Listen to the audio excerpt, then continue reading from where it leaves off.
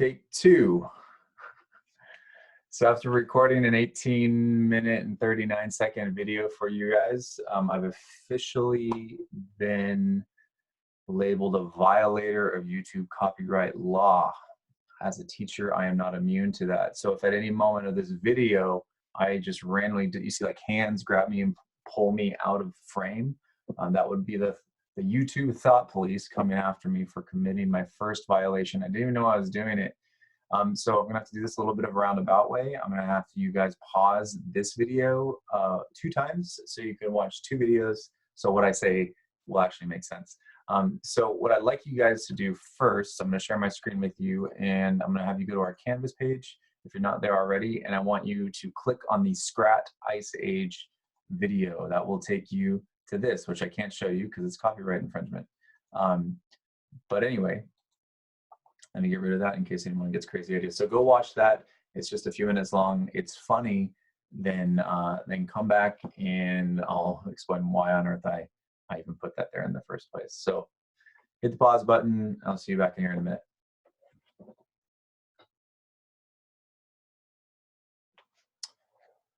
And we're back. So whether you're an Ice Age fan or not, you have to appreciate the character Scrat. The poor guy, he just wants an acorn. He's not even greedy. He doesn't want a bunch of acorns. He just wants one, and you get to see the great lengths that he's willing to go to get that one acorn. And he finally gets it, and he's so happy. I don't know what type of animal he is. I think he's a squirrel, a very rugged squirrel. But he's not trying to hurt anybody. He just wants his one acorn. He gets it, and then everything goes terribly, terribly wrong. One fissure opens up in the glacier that he's just climbing on the side of, or glacier, if you want to be British about it.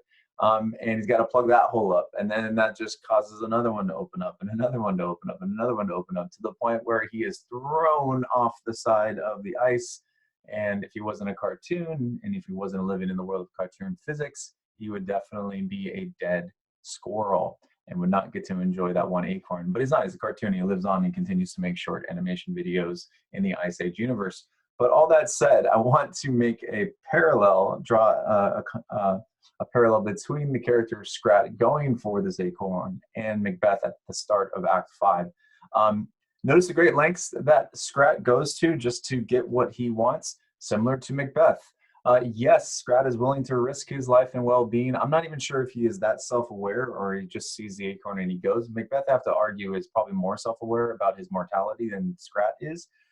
But Macbeth too goes to great lengths in order to get what he wants. And then at Act 5, this is the moment where all of the little fissures in the side of the ice wall start opening up. And as Macbeth tries to deal with this one issue, then this other one shoots up. He tries to deal with this other issue, this other one shoots up. Because Macbeth has just come off of a really interesting talk with the 3 weird sisters, where there are just prophecies and hallucinations, or visions, I should say more visions than hallucinations, prophecies and visions galore. Something about no man born of woman will be able to vanquish Macbeth. Macbeth, you have nothing to worry about until Dunsinane or Burnham Wood comes to Dunsinane. Until this forest gets up and moves to the foothills of your castle, you're good. So don't worry about it until these things happen.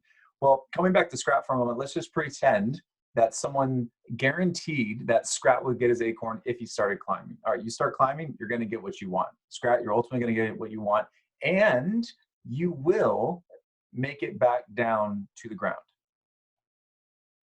Now, you'll notice about that little prediction, or that prophecy, if you will, if I'm the one telling Scrat that and giving him the confidence to go and get his acorn, that I left one very important word out of that sentence. I didn't say, Scrat, you will get down safely back to the ground. I said, you will get down.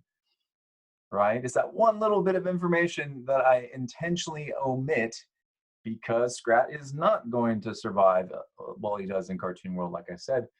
Same thing with the witches or the weird sisters. They do this with Macbeth. They give him partial truths that build up this false sense of confidence. But even with all that confidence, it's a very thin confidence, because we see in Act 5, everything starts falling apart for Macbeth. He only has so many fingers to put into that wall to stop just the floodgates or the floodwaters coming at him. And so we basically see his kingdom that he's only been able to enjoy for a very brief period of time begin to crumble.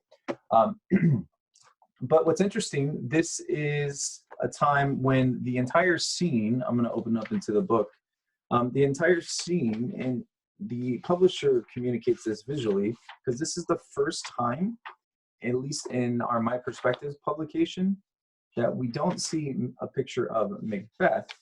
We actually see a picture of Lady Macbeth. Where are you, Lady Macbeth? Can we see? There she is. This is the first time in this publication where she's there, because she is one of the main characters of focus. She comes into stark focus, especially at the start of the act that you guys are beginning today. You're not going to finish it today, but you're going to get into the big stuff. And what's interesting, the act opens up not with Lady Macbeth talking at first, but with what's called the doctor and is it a gentlewoman? A gentlewoman. You can think of a gentlewoman like a servant or even a nurse. Now, who is she nursing? Why is there a doctor in Macbeth's home? That's because Lady Macbeth is not well. She is officially losing her mind. She is showing symptoms that Macbeth was showing earlier on in the play, and those have since transferred to him. Macbeth has become less psychologically disturbed. He's just becoming more of a terrible person. Whereas Lady Macbeth could manage. She was the one that was knocking sense into her husband. Oh, if we want to break bad here, you're going to need to man up, husband. Remember, she always says that again and again and again to Macbeth. But this is a moment where we see the psychological weight that Lady Macbeth is suffering under, and what that looks like, where she herself begins to hallucinate and to see things. She particularly talks about it. She says that she sees this spot, this damned spot is what she says. But I don't want to spoil it, because I actually want to turn you guys over to, let me share the screen with you real quick. Here we go. And so taking a look, I'm going to have you watch Marion Cotillard's performance of this in the second video that I posted. And so here she is. And just a quick recap, we know that she's ambitious. We know that she is, she's done what she needed to do in order to get that position of power. But now she's in a situation where this is what's becoming of. You could see the psychological toll coming out on her physically, at least in terms of how this filmmaker depicts her character here. We already know the stuff about lacking maternal instinct. And officially now at the start of Act 5, we start to see these signs of how she is actually losing her mind. Signs and symptoms that Macbeth was showing early on, but we see them now in a very real way to Lady Macbeth, in such a way that she has to be cared for by a doctor and this gentle woman. So we see her. What's interesting is in the play, she's only ever staying in her own castle. However, in the film that you're about to see in this clip, she is walking across the plain or whatever, and then she ends up in a church, in an abandoned church, and I'll talk about the symbolism of that in just a moment. So I'm going to have you guys stop again and head back on over to Canvas. What you're looking for is this clip right here where it says Marion Cotillard as Lady Macbeth the scene. So click on that, head on over there, and then I'll meet you back here in just a moment.